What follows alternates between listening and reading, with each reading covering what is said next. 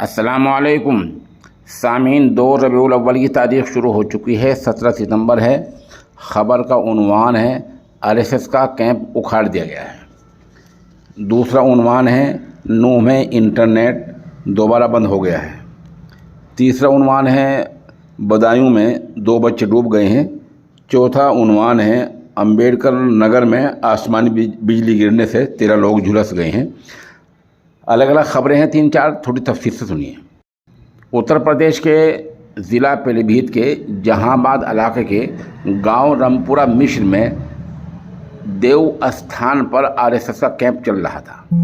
यहां सुबह सवेरे बहुजन समाज पार्टी के नागेंद्र गौतम और सर्वेश पहुंचे और इल्ज़ाम है कि दोनों ने आरएसएस का कैंप उखाड़ना शुरू कर दिया और जो वहाँ झंडा लग रहा था उसको भी फेंक दिया। 2 मालूम यानी इन दोनों खिलाफ और एक नामालूम के खिलाफ मुकदमा दर्ज कर लिया है।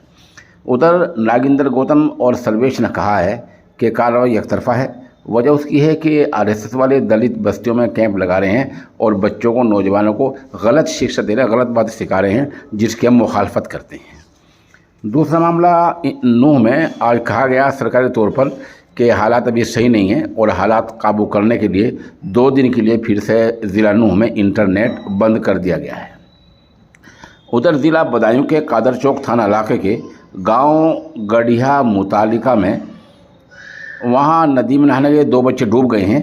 एक का नाम डूब गए हैं, एक हरवेश डूब गया है, इसकी उम्र 12 साल है। एक बच्चा और उसका साथी, ये 2 बच्चे नदी में नहाते नहाते डूब गए हैं। उधर अंबेडकर नगर में आसमानी बिजली गिरने से 13 लोग झुलस गए हैं। इनमें से 5 की हालत ज़्यादा नाजुक है।